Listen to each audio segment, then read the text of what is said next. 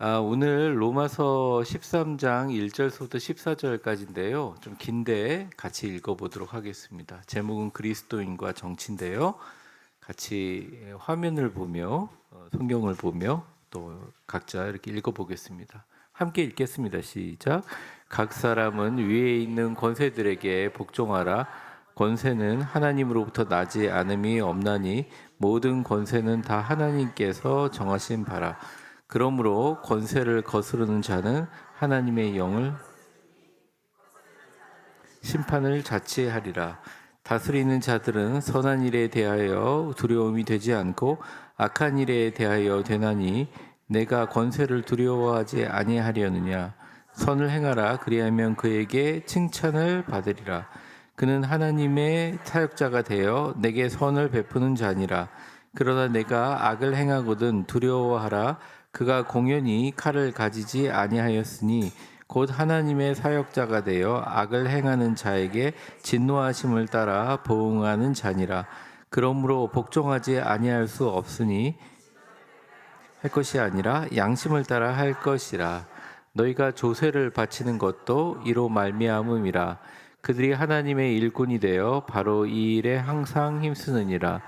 모든 자에게 쓸 것을 주되 조세 받을 자에게 조세를 바치고 관세를 받을 자에게 관세를 바치고 두려워할 자를 두려워하며 존경할 자를 존경하라.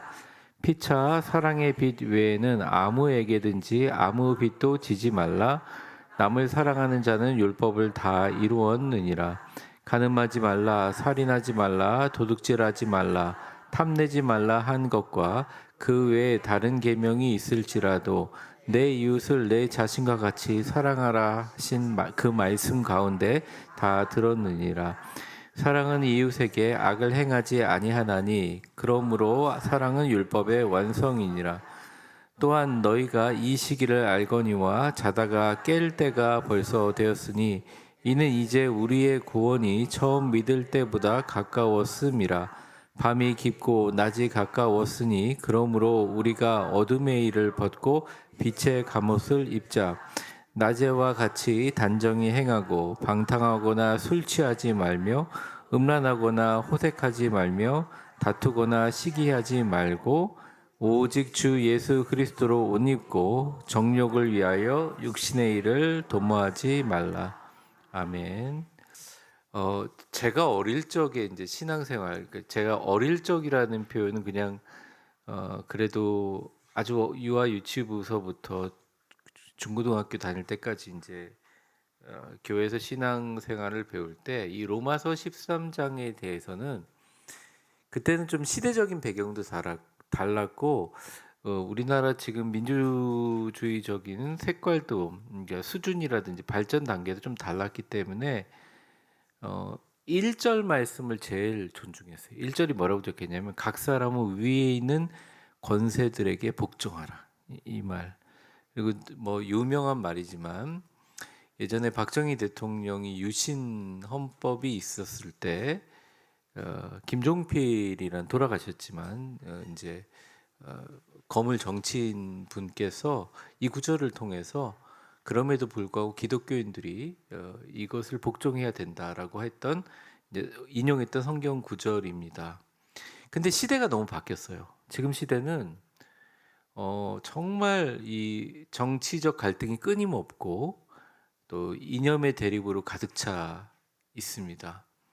이때 크리스찬들이 이제 세상을 향해서 어떻게 서야 될 것인가를 다루는데 이게 오늘날 정치에 관한 얘기가 아니라 당시에 로마의 네로 황제 밑에서 세금도 바쳐줘야 했었고 또 네로 황제에 의해서 박해도 받았던 크리스찬들이 행하는 포지션에 대해서 바울이 얘기한 거거든요.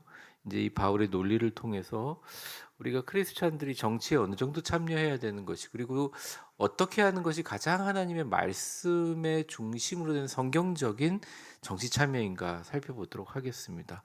먼저 서론을 읽어보시면 잠시만요. 네, 목사님 요 잠깐만 죄송.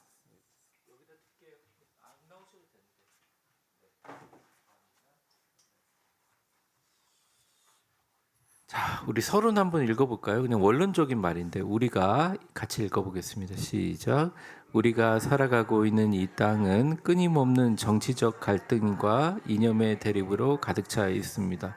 수많은 이들이 정치를 통해 지상낙원을 건설할 수 있다고 믿거나 반대로 정치를 전적으로 타락한 것으로 여겨 외면하곤 합니다.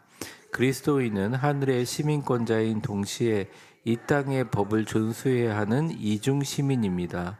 오늘 본문을 통해 우리가 세상 권력을 어떻게 바라보아야 하며 이념의 노예가 되지 않고 어떻게 하나님의 통치를 이 땅에 실현할 수 있는지 살펴보도록 하겠습니다. 네, 그 밑에서 세 번째 줄 그리스도인은 이중 시민입니다. 그건 줄을 한번 치시면 좋을 것 같아요. 되게 기독 윤리학이라고 있는데 거기 아주 중요한 개념입니다.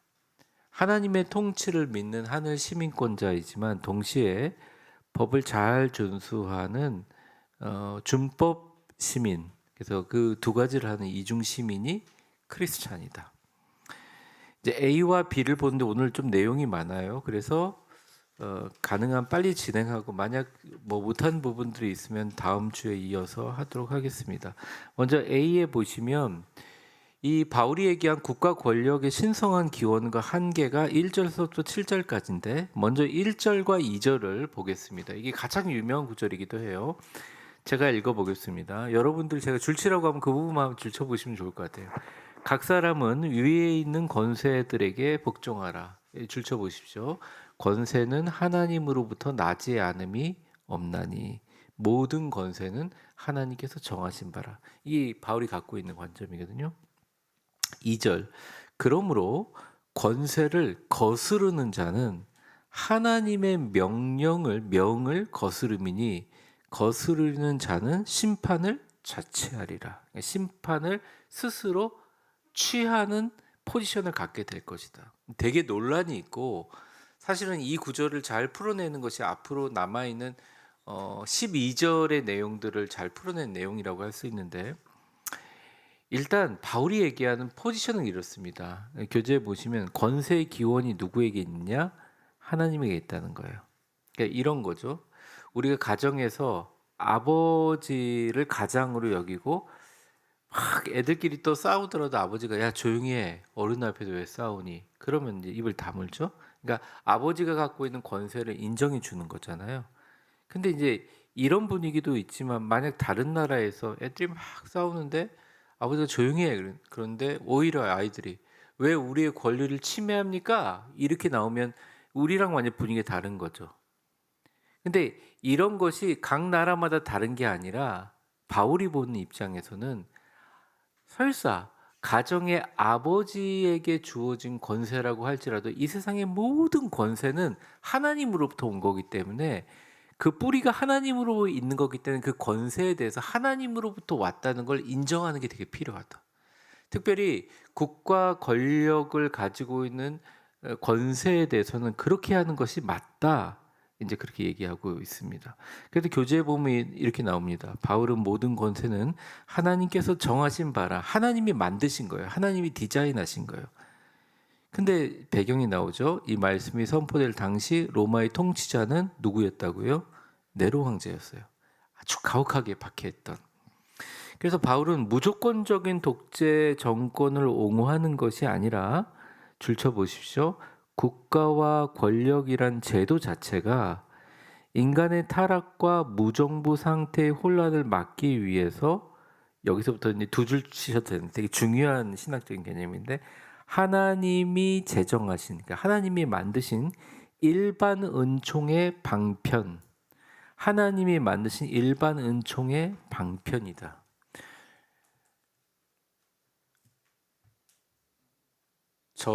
제가 뭐 정말 오래전 일이긴 하지만 필리핀에서 잠깐 이렇게 선교적인 활동을 하고 있었을 때 정말 편도 6차선 끝에서 유턴을 하는 차도 봤어요. 찌푸니까. 근데 다 서요. 그리고 서로 막 싸우다가 안 되면 총도 꺼내고 눈앞에서 이 풀베는 큰 칼 있죠. 그것도 꺼내기도 하고. 어, 마약은 말할 수도 없고요.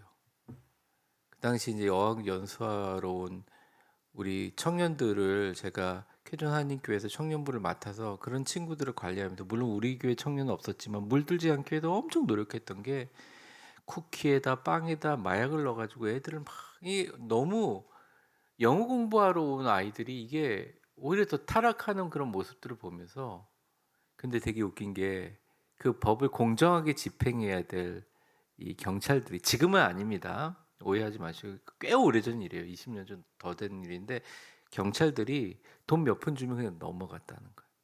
그래서 사실은 우리 이런 생각이죠. 우리 너무 막 이렇게 뭐 깝깝한 거 아니냐? 아닙니다. 국가와 권력이라는 제도는 하나님께서 인간을 보호하기 위해서 준 거예요. 사법제도도 마찬가지인 거죠. 혼란을 막기 위해서 준 거예요. 사람들이 되게 선해 보이지만 어느 순간 자기의 이익 앞에서 확 달라질 수 있어요. 그거는 평소의 모습으로 보지 못합니다. 그래서 국가의 통제는 분명히 중요하다. 하지만 이거는 하나님이 일반 은총의 방편으로 주신 거기 때문에 존중해 주는 거지. 그래서 어떤 분들은 그래요. 정치가 이제 사탄의 영역이다 이렇게 보시는 분들이 있어요. 정치하면 무조건 싫어한다 이렇게 보는 분이 있는데, 정치도 밑에서 제가 써놨지만 하나님의 주권 아래에 있는 영역이다. 그래서 정치가들을 위해서 기도할 때 우리 교회 성도들이 참 기도 잘하시는데, 진짜 공정하게 하나님을 두려워하고 백성들을 두려워하면서 신실한 마음으로, 봉사자의 마음으로 서야 한다는 것입니다. 자, 4절을 보면 4절에 이제 재밌는 단어가 나오는데, 그 한번 동그라미를 쳐보세요. 그는 하나님의 사역자라는 말에 동그라미를 한번 쳐보십시오. 사역자. 이 사역자라는 말이요, 집사라고 얘기하는 디아코노스라는 말하고 똑같아요. 그러니까 이렇게 표현하면 됩니다. 그는 하나님의 집사가 돼요. 일하는 사람이 돼요. 너에게 선을 베푸는 자다. 교절을 보시면, 그러나 네가 악을 행하거든 두려워하라. 그가 공연히 칼을 가지지 아니하였으니, 그냥 칼을 차고 사람들 괴롭히려 갖고 있는 게 아니에요. 곧 하나님의 또 사역자가 나옵니다. 동그라미 쳐보세요. 사역자가 돼요. 악을 행하는 자에게 진노하심에 따라 복수해 주는 자다. 우리나라 교통 규칙이 그래도 세계적으로 참 좋은데 벌금이 굉장히 약해요, 사실은. 근데 우리 벌금 내면 얼마 많이 속상해하죠. 여러분 미국 가서 한번 벌금 한번 내보실래요? 음주운전을 했다. 폐가 망신하면, 진짜 제가 폐가 망신하는 걸 봐요. 직장에서 다 잘리죠. 직장을 다닐 수가 없어요. 교육받느라고 탈탈탈 털어요. 벌금만 해도 지금은 1억 5천이고 당시만 해도 1억이 넘어갑니다. 그러니 음주운전을 하겠어요? 검사를 안 해도? 그러니까 음주운전으로 죽는 사고가 굉장히 흔한 사고가 아니죠. 우리나라에서 보면 음주운전으로 죽는 사람들 굉장히 많잖아요. 이게 법이 갖고 있는 엄중함이죠. 근데 그게 너무 나쁘다, 너무 포갑적이다, 너무 공권력을 남용하다, 물론 그거 되게 조심해야 되는데, 제 생각이 아니라 바울도 이렇게 로마 정권으로 인하여 네로의 황제 숭배 사상 때문에 피해 다니고 목숨을 걸고 있는 바울도 그 고통당하는 크리스찬에게 편지를 쓰면서 말하는 겁니다. 법은 잘못이 없다는 거예요. 그들이 엄정한 법을 가지고 사역자가 되어 너희들을 해칠 악을 행하는 사람들에게 복수하는 도구로 쓰는 거니까 이것들은 인정하라 라고 하는 것입니다. 요 밑에 2번에 보면 권력자는 하나님의 사역자가 되어 일합니다. 사시기도 하고요. 물론 굉장히 이상한 사람들도 있죠. 그런데 정말 하나님이 그런 권세를 주셨다는 것을 인정하면 그 권력자들이 법과 양심과 사회적인 통념에 따라 잘 할 수 있도록 우리가 기도해야 되는 의미가 분명히 있다는 거예요.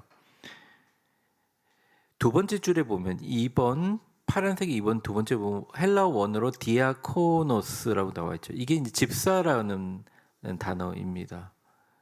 교회 안에 직분자뿐만 아니라 줄쳐보세요. 사회의 법을 집행하고 공공의 안정을 지키는 위정자들 역시 하나님의 공의로움을 대행하는 사역자. 그래서 여러분, 국가가 때로는 우리에게 여러 가지 의무들을 하지만 국가가 없는 나라들은 참, 제가 처음에 미국 갔을 때 아세요? 보트 피플이라고, 옛날에 베트남 멸망했을 때 보트 타고, 공해상에서 보트 타고 와가지고 미국의 망명해서 시민권을 취득한 사람들이 있어요. 근데 그 사람들은 세금을 안 떼어요. 그 되게 불합리하잖아요. 미국 세금이 많은데. 알고 봤더니 그 당시에 그 사람들이 들어올 때는 그 나라 국가가 갖고 있는 국가라는 힘이 없고 국가에서 온 사람이 아니기 때문에 난민 취급하고, 그러니까 이중 과세를 띠지 않습니다. 미국의 영주권자는 미국에서도 내고 한국에서도 내거든요. 근데 그걸 안 해요. 처음에 되게 저 사람들 뭐예요? 그리고 부자들도 많고 거기 모여 있는 그런 한인 지역이 G로 시작되는 가든 뭐뭐였어요. 제가 말할 수는 없지만 거기에서 모든 한인 마트고 뭐고 다 처음에 제가 미국에 왔을 때 웬걸요?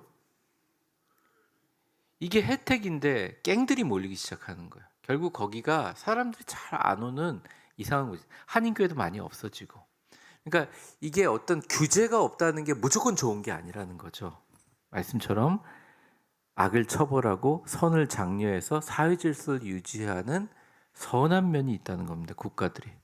그래서 이번에 마지막 절에 보면 성도는 납세의 의무를 다하고 법을 준수하고 위정자들이 사명을 잘 감당할 수 있도록 기도해야 됩니다. 이게 우리 크리스찬 성도들의 가지고 있는 생각인 거예요. 근데 가끔 이게 정책이 마음에 안 들어. 어떤 상황이 마음에 안 들어. 스트라이크를 일으켜. 그런데 막 이렇게 나라를 혼란하게 하고 사회를 혼란하게 하거나 아니면 혼란함을 막기 위해서 봉기한다고 하죠. 막 투쟁을 한다고 하더라도 자기 세금 낼 건 해야 되는 거예요. 자기가 자기의 주어진 역할들을 제대로, 그런 모든 역할을 제대로 하는 사람들 때문에 국가가 돌아가는 거죠. 각자의 입장이 있겠지만 참 조심스럽게 말씀드립니다. 그러니까 일반 사람들은 도저히 상상할 수도 없을 만큼 큰 돈의 이제 성과급 때문에 결국 파업하기로 했잖아요. 전면 파업하기로 이번에 이제 노조위원장이 와서 얘기를 했는데 국가 경제에 어려움이 없었으면 좋겠다, 이제 그런 생각이 많이 듭니다.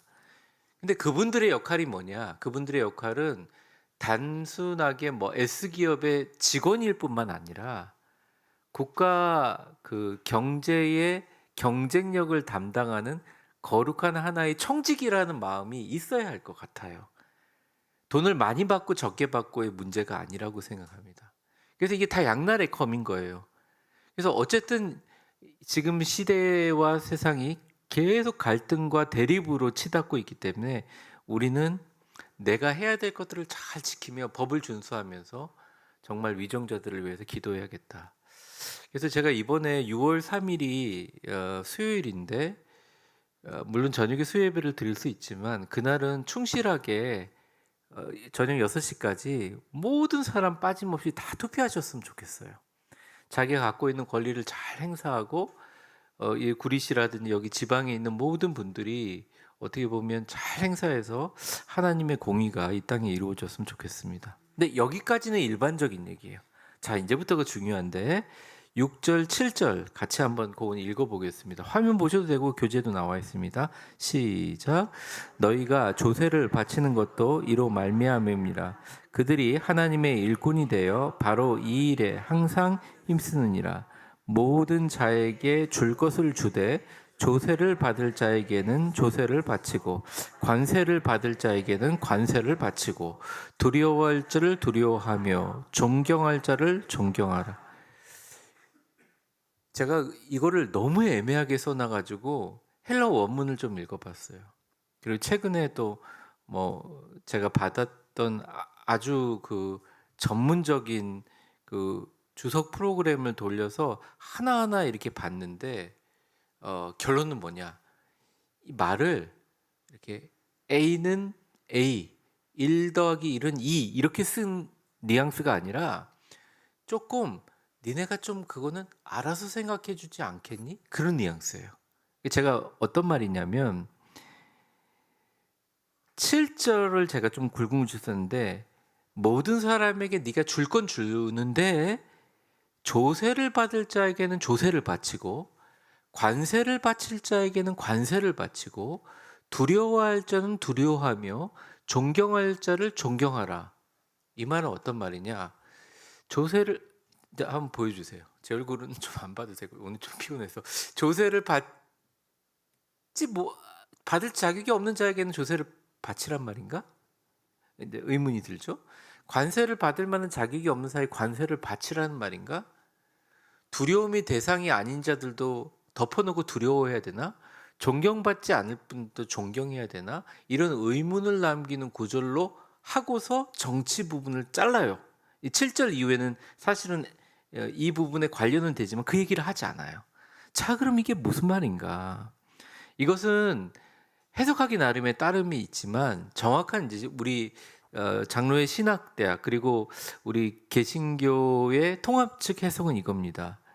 복종은 복종인데 국가의 절대적인 권력에 복종하는 건데 이거는 절대적인 권력에 복종하는 게 아니라 우리가 하나님을 믿는 사람들이고 하나님이 위임하셨던 대리 권력들을 인정해 주는 거예요. 그래서 이 인정은 한계가 있어요. 선이 있어요. 어느 선까지는 복종해 줄 수 있지만 그 선을 넘는 거는 복종하지 않아도 된다가 아니라 복종 안 할 수도 있다라고 바울이 이야기하고 있습니다. 되게 애매한 부분이에요. 그래서 여러분 한번 3번 권세에 대한 복종의 한계 보시면 한번 줄 쳐 보십시오. 첫 번째 줄 끝에 하나님이 위임하신서부터 한계가 존재합니다까지 줄을 한번 쳐보세요. 하나님이 위임하신 대리 권력에 대한 복종이기 때문에 명확한 한계가 존재한다. 제가 읽어보겠습니다. 국가 권력이 하나님의 법을 정면으로 거스르고 성도들에게 죄를 강요할 때는 사도행전의 선포처럼 사람보다 하나님께 순종하는 것이 마땅합니다. 이게 베드로와 요한이 한 말이잖아요. 국가를 우상화하거나 정치를 절대화하는 것은 복음이 아니다. 참 이 기준이 애매하죠. 여러분 저를 한번 보십시오. 이 기준 맞추기 쉽습니까? 어렵습니다. 어려운데요. 명확한 일들 앞에서 진심으로 하나님을 섬기는 마음으로 국가의 말이지만 누가 봐도 이것은 하나님이 갖고 있는 사랑의 정신, 하나님이 갖고 있는 평화의 정신 완전히 거스러 버리고 악을 행하고 죄를 강요할 때는 이것을 완전히 순종해야 된다고 얘기하는 게 아니다. 그렇기 때문에 두려워할 사람들은 두려워해야 하죠. 존경할 사람들 존경해야죠. 조세 받을 자와 권세 받을 자에게 조세도 바치고 관세도 바쳐야 되죠. 하지만 정치인들이 하나님을 대신할 수 없다는 얘기입니다. 그래서 밑에서 두 번째 줄을 보면 위에도 써 있죠. 국가를 우상화하거나 정치를 절대화하는 것은 복음이 아니다. 정치는 세상을 구원하는 구원주가 될 수 없으며 오직 하나님의 통치 아래에 있을 때만 정당성을 가진다. 그래서 뭐가 더 상위법인가요? 물론 우리가 갖고 있는 국가법이 상위법인데 그 위에 내가 크리스찬의 양심으로 설사 국가에서 이것까지는 안 해도 된다고 얘기하지 않더라도 더 지키는 게 크리스찬이고 설사 국가에서 너 이거 안 하면 피해를 준다고 하더라도 내가 크리스찬의 양심으로 피해를 입으면 있겠다라고 얘기하는 위아래를 통칭해서 크게 가지고 있는 게 크리스찬의 법이라는 것입니다. 예를 하나 들어볼까요? 이게 이제 1933년에 아돌프 히틀러가 제정한 이 법이 있어요. 법이 뭐냐면 유태인들에 대한 학살을 정당화하는 법이에요.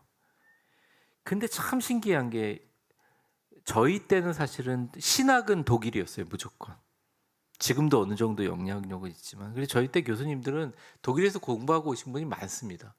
근데 그 독일 신학이 가장 최전성기 때 히틀러가 그렇게 얘기하니까 모든 독일의 주류 교회들이 히틀러를 하나님이 보내신 구원자라고 신학에 명시를 했다는 거예요. 설교도 그렇게 했어요. 그러니까 정권을 잡아버리니까, 그러니까 이걸 얘기하고 싶은데 구절이 없잖아요. 그러니까 이제 로마서 13장 1절을 써가지고 굉장히 많은 설교를 했어요. 국가주의일 때 각 사람은 위에 있는 권세들에게 복종해라. 히틀러의 권세는 하나님으로부터 나지 않음이 없으니 모든 권세는 다 하나님께서 정하시는 바라. 그러므로 권세를 거스른 자는 하나님의 명을 거스름이니 거스른 자는 심판받아도 마땅한 거다. 자기가 스스로 자초하는 거다. 이렇게 이제 얘기를 한 거죠. 그리고 히틀러가 가지고 있는 그런 어떤 국가적인 선언이라든지 이런 것에 반대하는 목사님들은 막 잡혀갔습니다. 근데 이제 우리 통합 측의 가장 중요한 신학자라고 한다면 칼빈은 합동, 통합 다 포함되는 신학자, 루터도 마찬가지. 그런데 우리 통합 측 가장 중요한 신학자는 우리 목회자들이 다 알겠지만 칼바르트예요.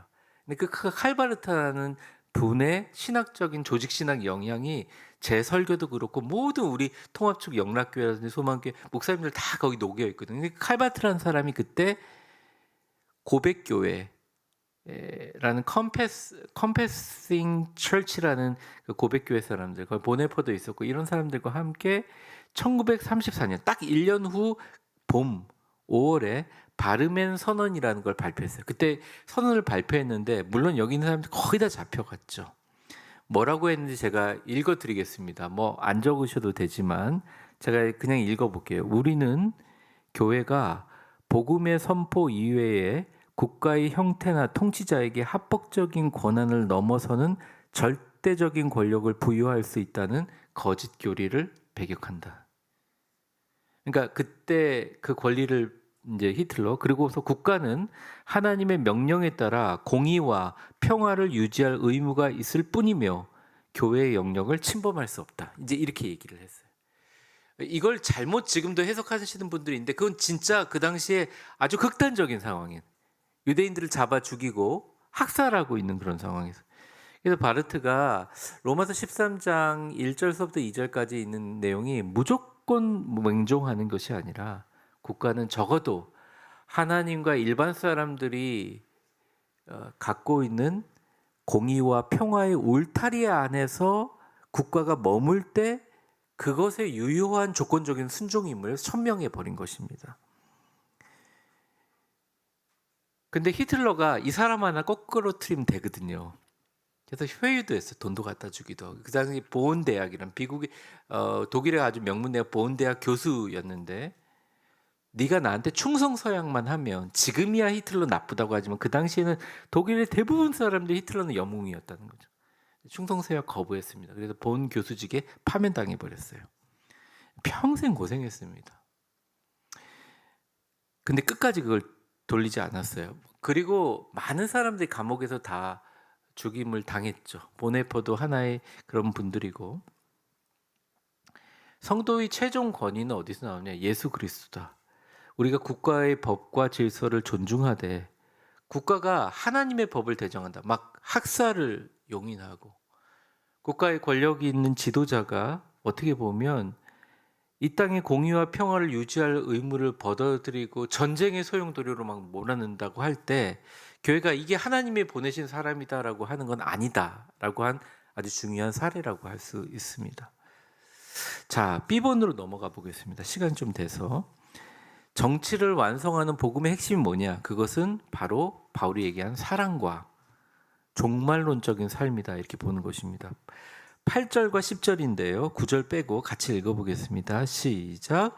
피차 사랑의 빛 외에는 아무에게든지 아무 빛도 지지 말라.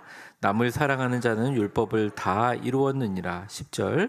사랑은 이웃에게 악을 행하지 아니하나니 그러므로 사랑은 율법의 완성이니라. 사실 7절까지만 정치 얘기고 그 이후에는 그냥 도닥거리는 윤리 얘기로 생각하긴 하는데 아무리 봐도 헬라어 흐름상 같이 이 맥락이 이어지게 됩니다. 그러니까 모든 사회 윤리의 종착점이 뭐냐? 시민의 의무를 감당하지만 시민의 의무보다 더한 것이 뭐냐? 그것은 바로 모든 사람에게 사랑의 빛을 지는 것.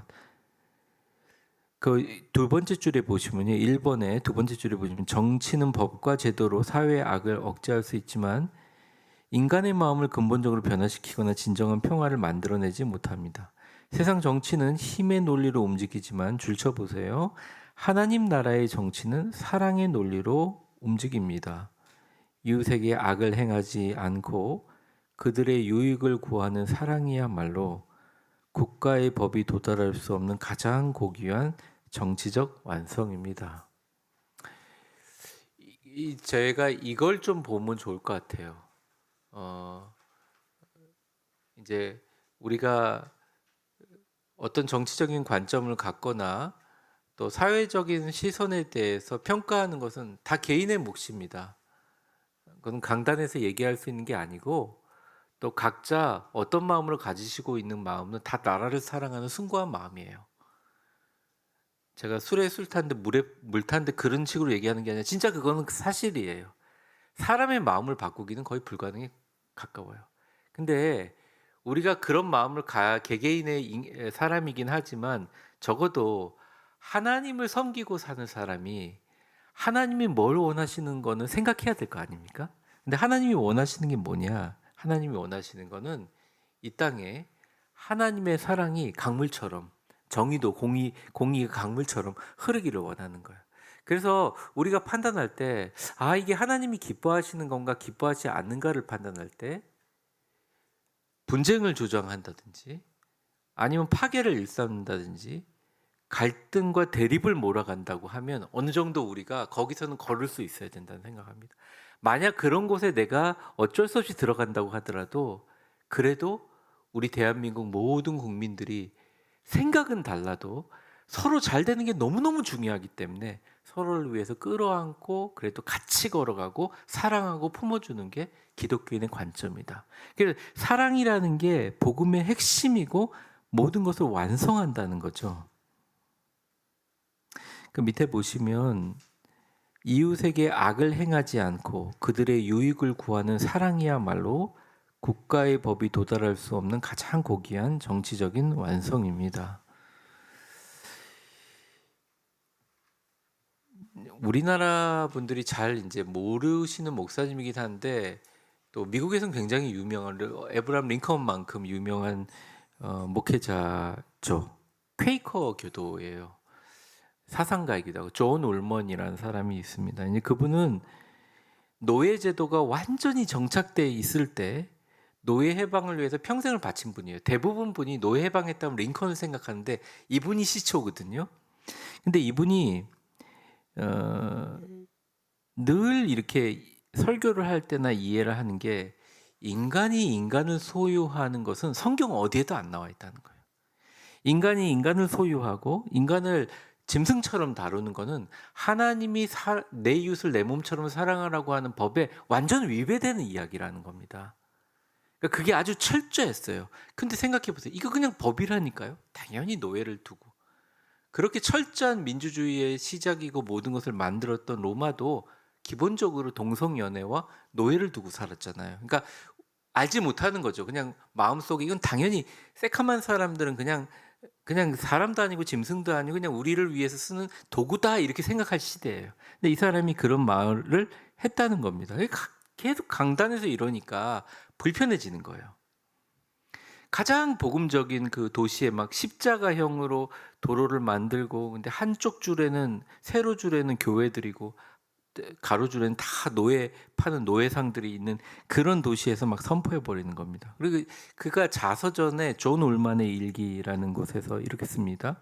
실제 사건인데 1750년대 영국의 식민지 정부가 인디언과의 전쟁을 충당하기 위해서 모든 주민에게 군사세금을 부과했어요. 그런데 당시에 그 인디언들이 막 악한 사람이 아니라 너무 친하게 잘 지냈던 사람들. 근데 이 사람들이 그러니까 뭐 화살 쏘고 이런 사람들에게 총으로 쏴 죽이는 그 법에 대해서 세금을 부과했는데 이제 설교를 하려고 치니까 이게 로마서 오늘 13장 7절에 걸리는 거예요. 모든 줄 자에게 주고 조세 받을 자에게 조세 바치고 관세 받을 자에게 관세 바치고 두려워할 자를 두려워하고 존경할 자를 존경해라. 그러니까 이분이 고민에 엄청 빠진 거예요. 이게 도대체 이게 받을 만한 사람인가? 우리가 주어야 할 무서운 사람인가? 하다가 고민하다가 적어도 노예 제도를 합법화하고 내 이웃인 인디안들의 목을 자르고 총을 쏴서 죽이는 그걸 마련하는 자금을 위한 조세는 동참할 수 없다 그러면서 여러분 미국에서 세금 납부 거부하는 거 진짜 엄청 큰 일이거든요. 무섭습니다. 그거 진짜 걸리면 끝장을 내버리거든요. 근데 그 당시는 더 엄혹한 시대인데 안 냈어요. 그래서 이분이 자기가 자고 있는 침대에서부터 의자가 식탁까지 다 뺏겼대요. 근데도 끝까지 하나님이 이 노예제도는 인정하지 않는다. 이웃을 내 몸처럼 사랑했다 이러면서 이 목사님이 끝까지 그랬다는 것입니다. 이게 제가 웃으면서 얘기하지만 되게 유명한 일화예요. 근데 사실은 이분의 이런 관점들이 후대 에브라함 링컨에게도 굉장히 영향을 주지 않았나 이런 생각을 합니다. 다음 장으로 한번 넘어가 볼까요?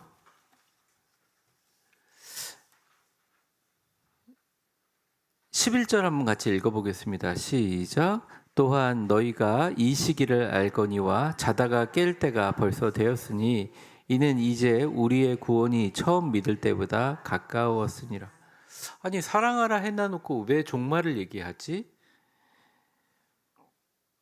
전체적인 맥락에서 성도들을 보고 왜 이렇게 그냥 평소처럼 국가 법에 잘 순종하고 살아야 되는데 왜 이런 얘기를 했을까? 왜 사람들 사랑하라고 하고 헷갈리게 이렇게 얘기했을까? 딱 그 해결이 자다가 깰 때가 벌써 되었다 이렇게 얘기합니다. 영원할 것처럼 정치도 영원할 것처럼 이 지구도 영원할 것처럼 대립하지만 크리스찬들은 언젠가 주님 오시는 영원한 나라가 가까우고 있음을 바라보는 종말론적인 안목이 필요하다. 이 땅을 위해서 기도하는 종말론적인 생각이 필요하다는 것입니다. 그리고 이제 12절에서 14절까지 마무리하는데요. 같이 읽어보겠습니다. 이제 마지막이죠. 시작. 밤이 깊고 낮이 가까웠으니 그러므로 우리가 어둠의 일을 벗고 빛의 갑옷을 입자. 낮에와 같이 단정히 행하고 방탕하거나 술 취하지 말며 음란하거나 호색하지 말며 다투거나 시기하지 말고 오직 주 예수 그리스도로 옷 입고 정욕을 위하여 육신의 일을 도모하지 말라. 자, 이게 결론입니다. 그럼 예수 믿는 사람 어떻게 살아야 되느냐? 예수 믿는 사람이요. 저는 이런 생각이에요. 우리나라처럼 정치인들과 심지어 연예인들, 스포츠맨들까지도 엄격한 윤리적 잣대를 대는 나라는 없어요. 그래서 저는 어떻게 보면 이 말씀이 굉장히 크리스찬에게도 많은 울림을 주는데 크리스찬들은 일반 사람들이 갖고 있는 기본적인 윤리 안으로 머물거나 굉장히 거기에 만족하면 안 되는 거예요. 마치 언제 주님이 오실지 모르고 자다가 깨다가 금방 주님 오실 거라 생각하고 이제는 세상이 입고 있는 어둠의 옷을 벗고 빛의 갑옷을 입고 술 취하지 말고 방탕하지 말고 음란하지 말고 호색하지 말고 다투거나 시기하지 말고 14절에 뭐라고 나와 있습니까? 오직 주 예수 그리스도로 옷 입고 정욕을 위하여 육신의 일을 도모하지 말라. 제가 이걸 좀 풀이해서 써놨는데요. 3번에 보면 두 번째 줄에 한번 줄 쳐보세요. 육신의 정욕을 따르는 세상의 정치 스타일, 즉 비방과 분쟁, 시기와 투쟁을 단호히 버려야 합니다. 우리 교회에서 교회에서 무슨 국회의원을 나가시거나 앞으로 정치하실 분이 계실지 안 계실지 모르겠어요. 네, 저는 있어도 좋고 없어도 좋은데 진짜 이게 힘든 게 상대방에 대해서 비방이나 분쟁이나 네거티브로 시기와 투쟁하지 않으면 이기기 어렵다는 생각들을 다 갖고 있어요. 어느 면이든. 그리고 그렇게 구조가 짜여져 있어서 참 그런 분은 힘들지 않을까 생각합니다. 즉 초대형 교회 목사님들은 그게 늘 고민인 것 같아요. 같이 얘기하다 보면. 여기 보면 14절에 이렇게 얘기합니다. 오직 주 예수 그리스도를 옷 입어라. 이렇게 얘기합니다. 밑에서 두 번째 줄 쳐보세요. 오직 주 예수 그리스도로 옷 입고 세상 한복판에서 복음의 성품을 드러내는 대안적인 삶을 살아갈 때 교회는 세상 정치에 함몰되지 않고 세상을 변화시키는 거룩한 누룩이 될 수 있습니다.